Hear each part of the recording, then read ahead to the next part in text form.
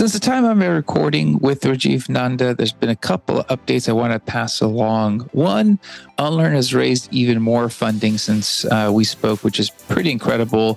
Rajeev's role has evolved, and now he's part of the executive team and responsible for all the tech org. Also, the European Medicines Agency, the EMA, has reviewed Unlearn's AI models, and that has been completed now with favorable opinion. Now on to the show. On this episode of the podcast, I have with me Rajeev Nanda. He is the Director of Engineering Operations at Unlearn.ai. We're going to be talking about career growth and career exploration when it comes to the point in which most people have to decide between a technical or people management track. And Rajeev has spent a lot of time in this area. I know he's actually an author and written about the subject, and excited to have him on to share his thoughts. Rajeev, thanks for being on the podcast. Thank you, Amir. Well, thanks for inviting me on the show. Absolutely. All right. Two things before we kick off. One is I'd like to know what Unlearn AI does so the audience is familiar with that. And then also after that, tell us what your responsibilities are as the Director of Engineering Operations.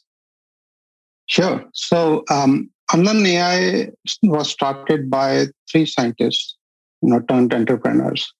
And they had a very noble vision.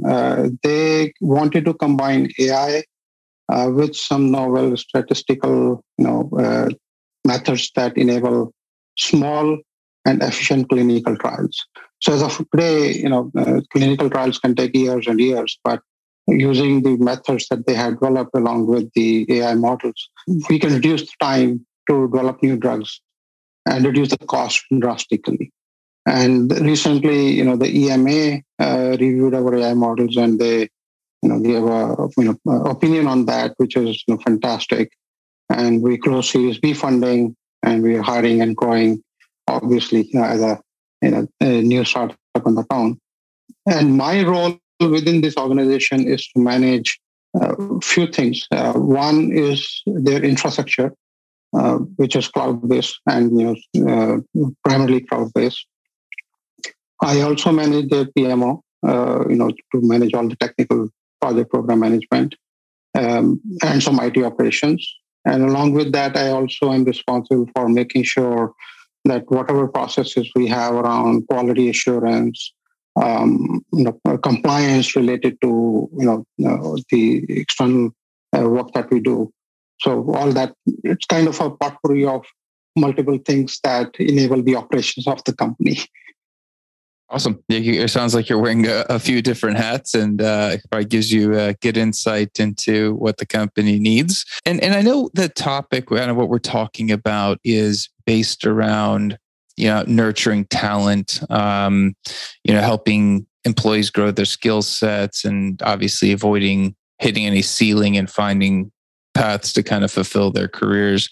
I guess let's kind of start at the top. When you're kind of looking at the concept of nurturing talent and obviously, trying to set up the right processes in place, when you look at, talent nurturing, like what are your, I guess, the high level thoughts of the program itself? And is it established, across an organization? Do you focus it on more, at a departmental level? Kind of what are your thoughts there? So, I will use my prior experience and learnings from Intel, because Unlearn is a fairly small company right now. But I have the opportunity of applying my learnings and experience here. So there are various ways to look at career growth or talent growth, and it varies based on primarily the size of the company and what is required for the business imperatives. So if you are a startup or a small company, or maybe a small team in a big company, and your business imperative or your USP is that you are going to provide technical services to the rest of the organization, whether you have internal customers or external customers, then you have to focus on technology, as a career. You need to grow their skills in your organization related to that. If you are more on the product side, where you are, going to deal with, the how your products and services will be launched in the market, how they would be used by the customers and all that. There you may have to think of a different, mix of that talent. It may be, strategic thinking, it may be visionaries, it may be design thinking, it may be, even technology per se, because you may be developing a technology, solution or a technology product. So it's not one versus the other, or it's not that, hey, I want to only grow on this path.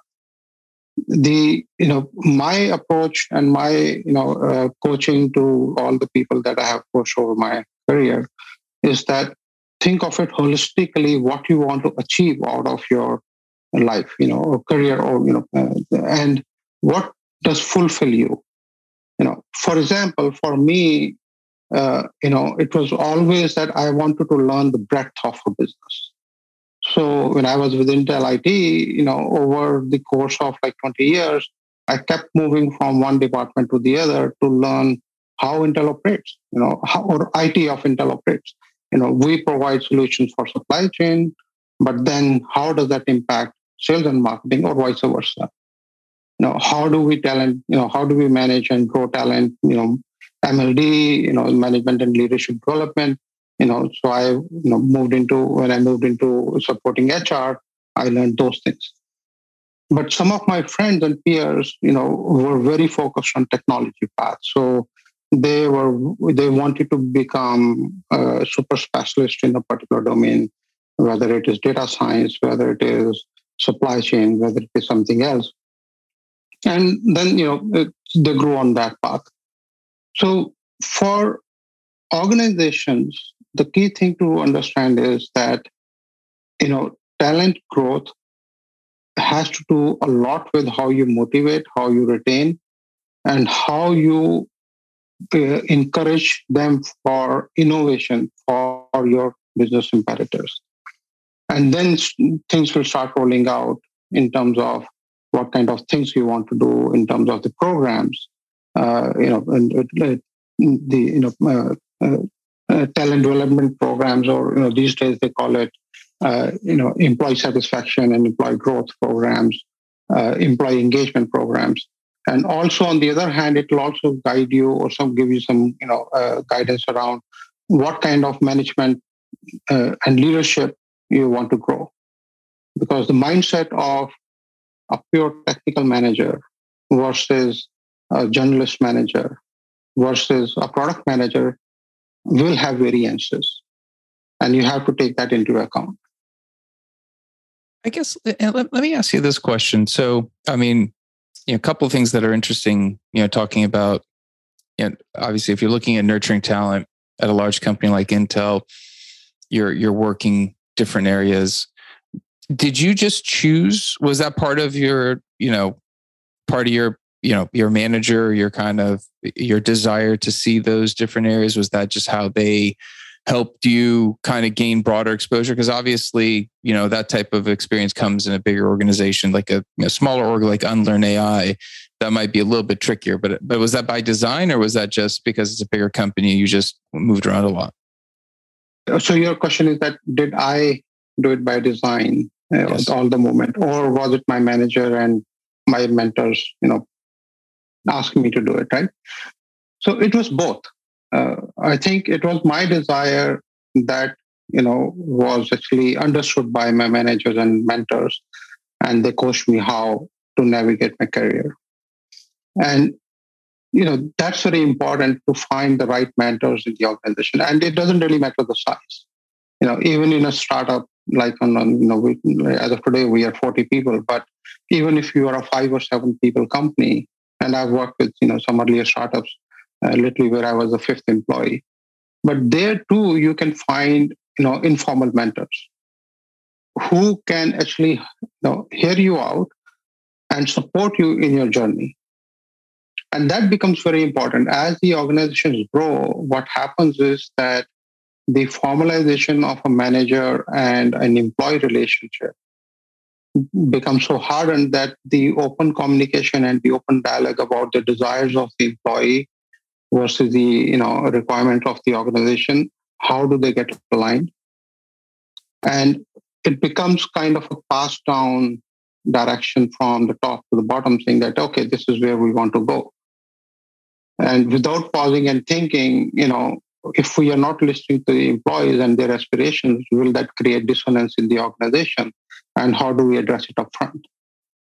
So, that kind of goes into a different, topic around, the manager and or mentor versus the employee relationship, and how, it is a responsibility of the manager to make sure that he or she listens to the employees and guides the employees in a certain way that not only fulfills the the individual's career aspirations, but also aligns everything with the corporate imperatives.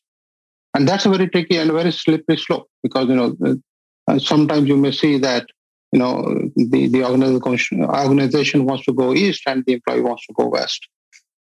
And that dissonance usually is not caused by variance of synergies. It is mostly caused by how the management gives the direction to the organization and how employees perceive it. I don't know whether I answered the fully of your question, but because it kind of starts navigating into how to lead technical folks, or how to lead a technical organization. Yeah, no, and it's what I guess the question that comes to my mind is, when you're looking at, I guess, the different paths somebody can take in an organization, and obviously, they can continue down the technical path or people management path, and without the luxury of being able to see a rotation.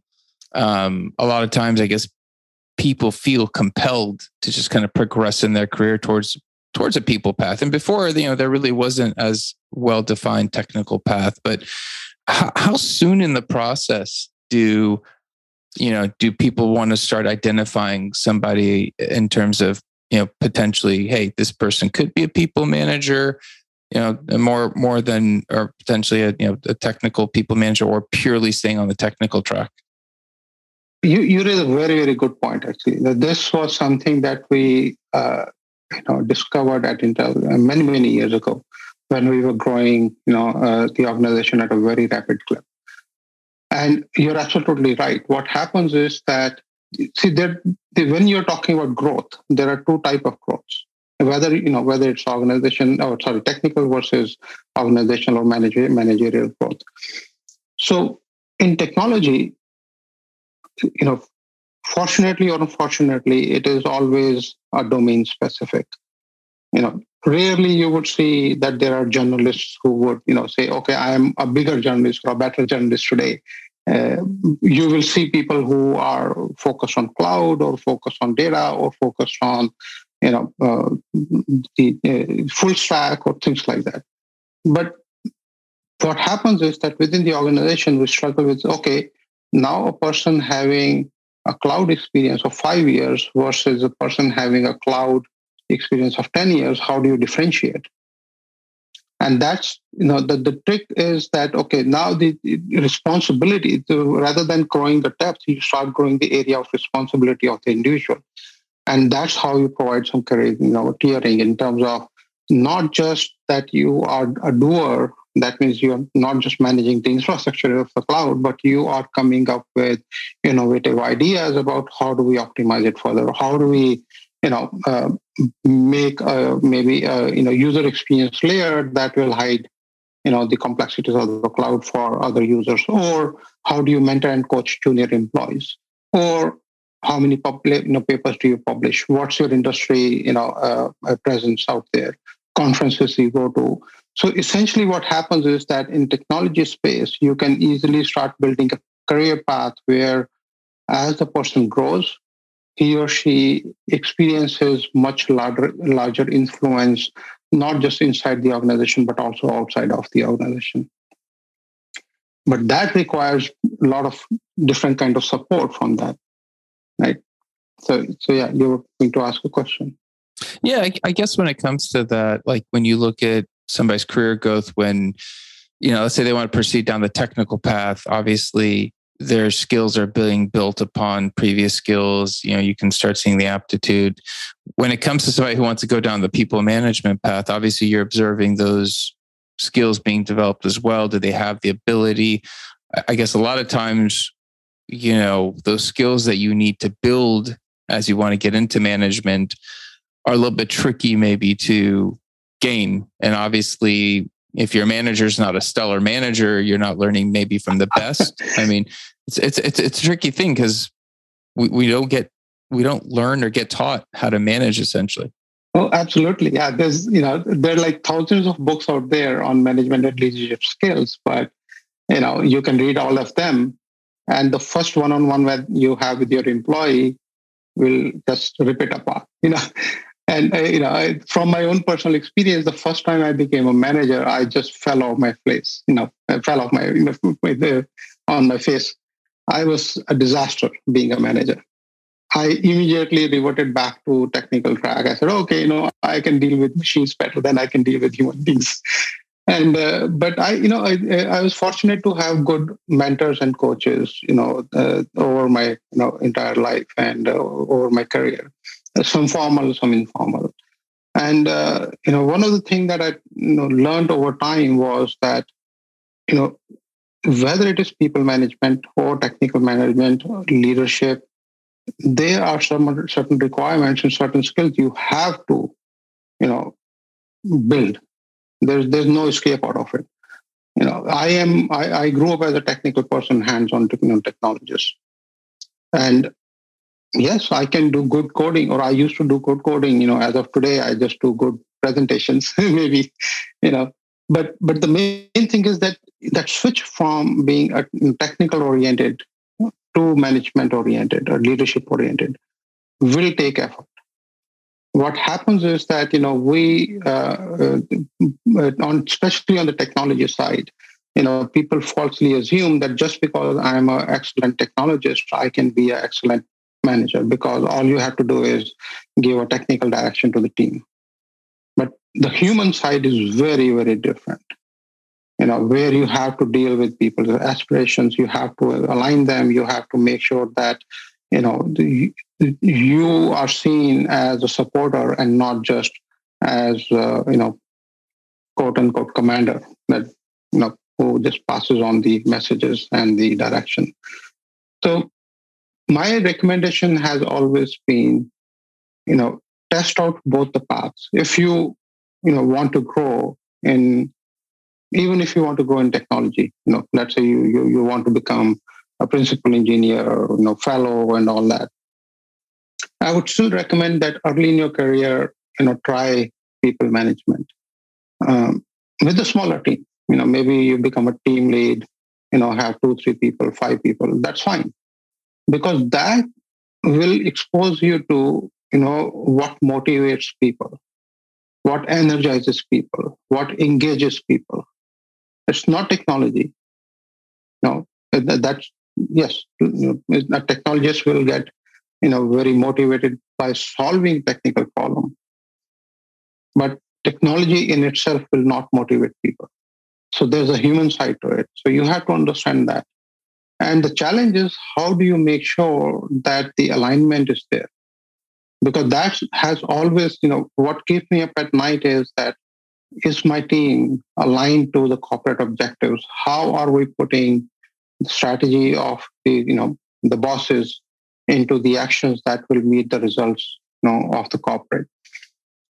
Because technology in itself will never solve it. It's the people that you have to focus on. The earlier you get the experience, the better it is. I remember, when I was telling you about, the first time I became manager, I literally failed miserably. But, the second time I took that role, it was on a weekend where, I was just passing by the office, and I was, at Intel at that time. And I, just happened to go into the office because I had to pick something, or I just remember to do something in there. And I stepped into the office, this like huge hall full of machines. and nobody's in there.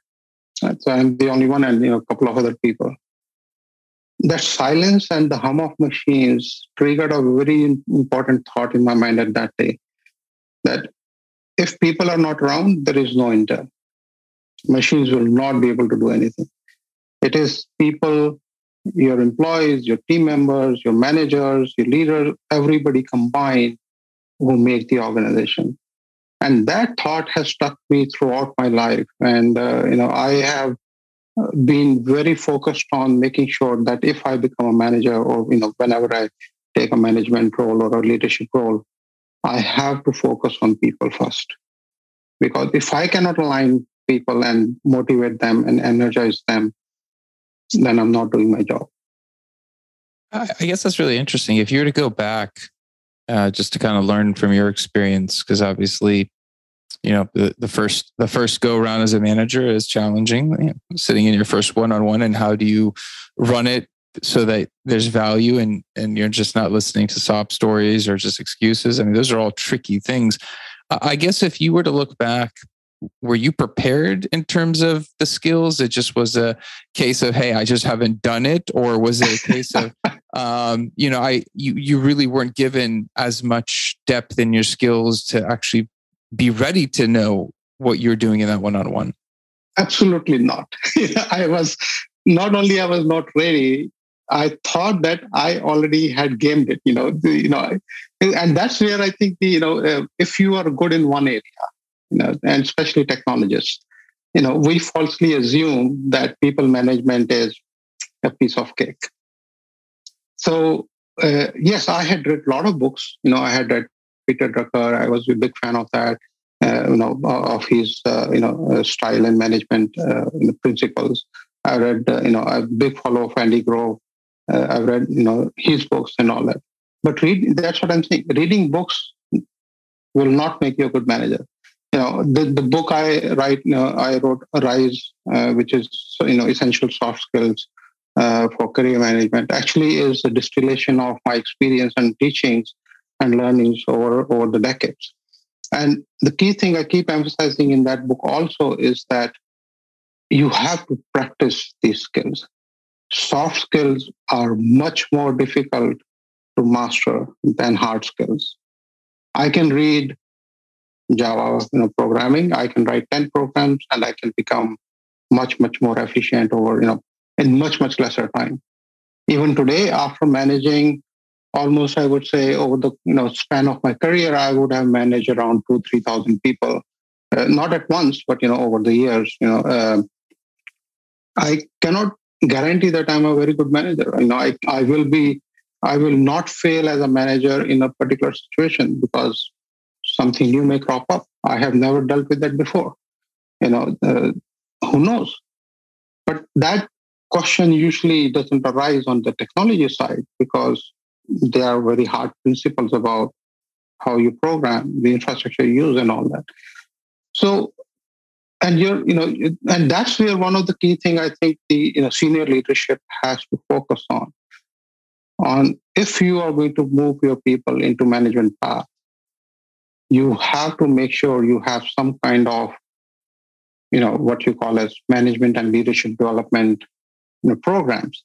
And Intel was very good at that, and that's where I became much better manager because they had, at various levels, they had, what we used to call as MTP and LTP, management through people and leadership through people. So as you grew over the ranks, then you would be, assigned to these programs, and you would be given some, very important training that if you use it, you will become more skilled and more better manager or a leader.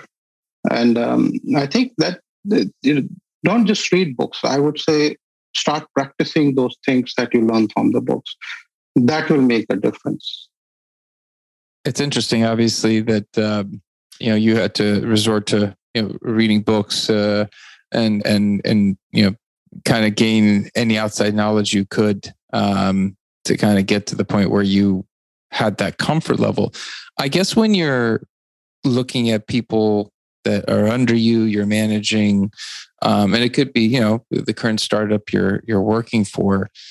like when you're looking at those one-on-ones and you're starting to, you listen to people, you do annual reviews, you're looking at the paths that they potentially could go down.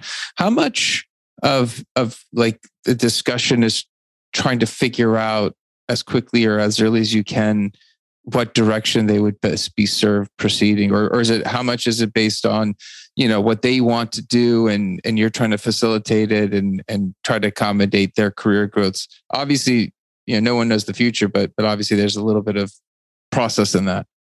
Yes. So usually, I recommend that these discussions happen over the course of time. It's not that every one-on-one there'll be a 5-minute time set for, okay, what's the career session for the person? Because what happens is that things will unfold over time.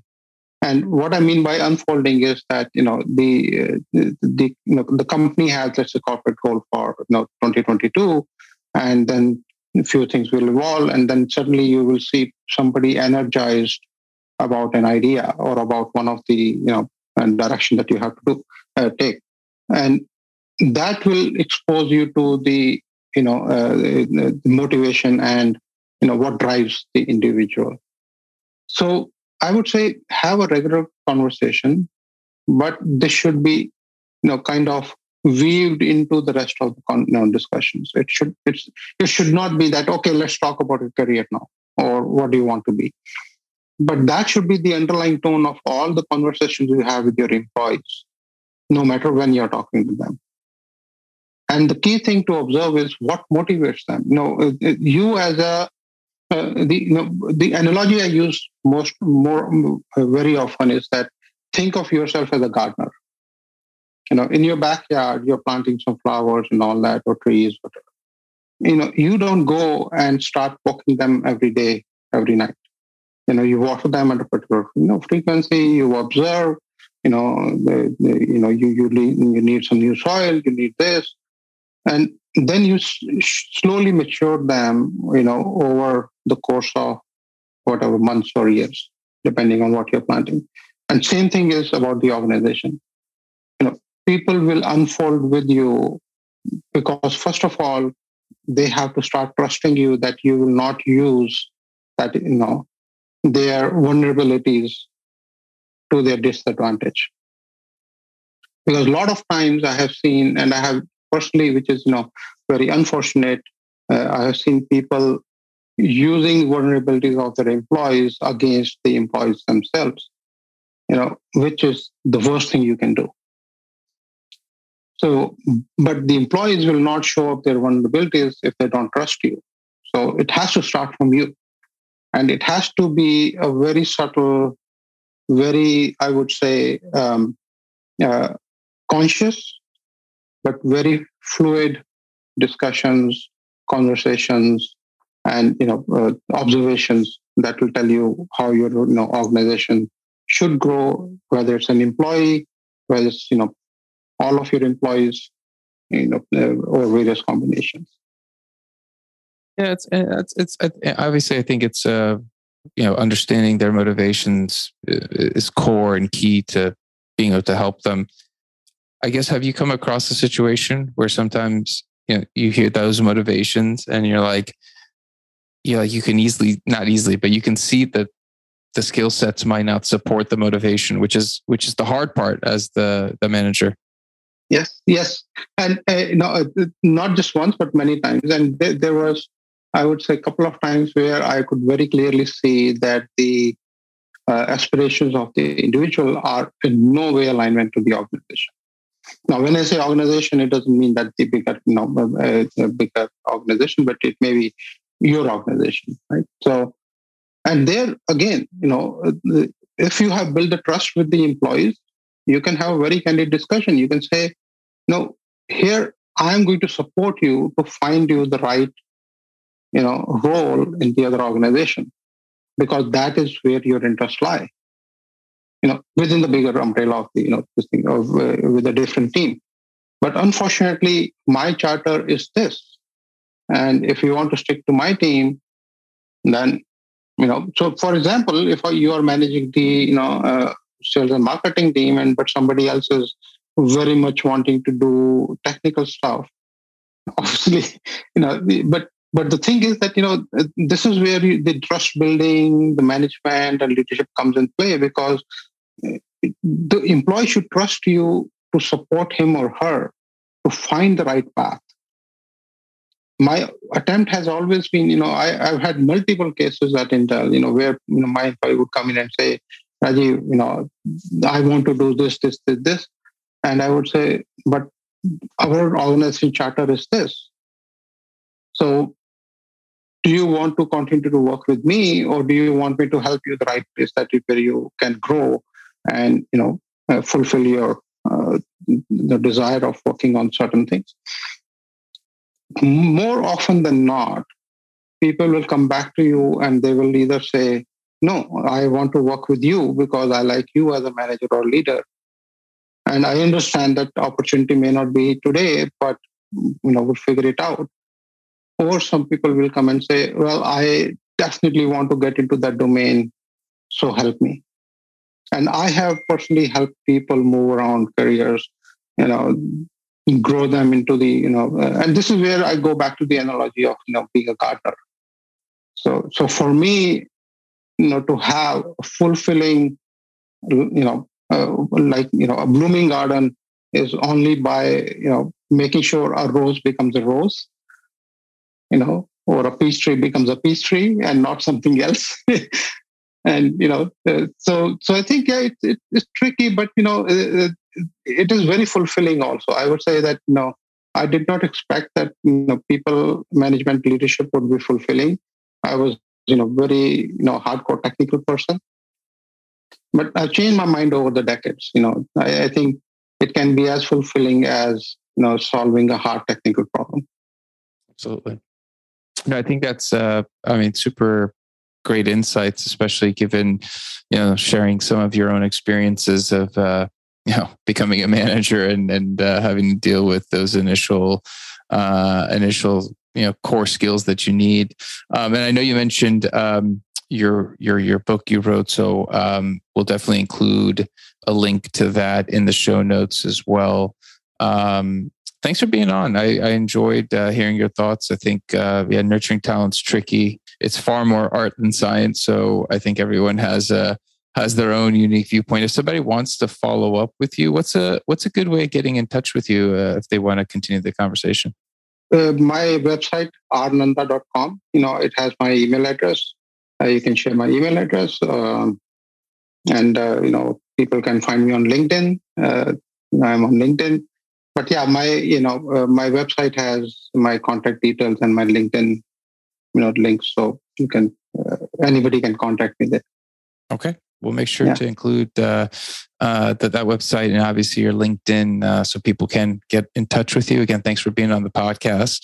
That's it for this episode. We'll be back again with a different guest, different topic. Until then, I always ask for two things. One, if there's a specific topic you want me to focus on, hit me up on LinkedIn, let me know. I'll do my best to find someone to speak about it. And secondly, if you found the podcast interesting, we've been growing organically. So if people share it, and that's how it's been growing. So I'd appreciate it if you do. Until next time, goodbye.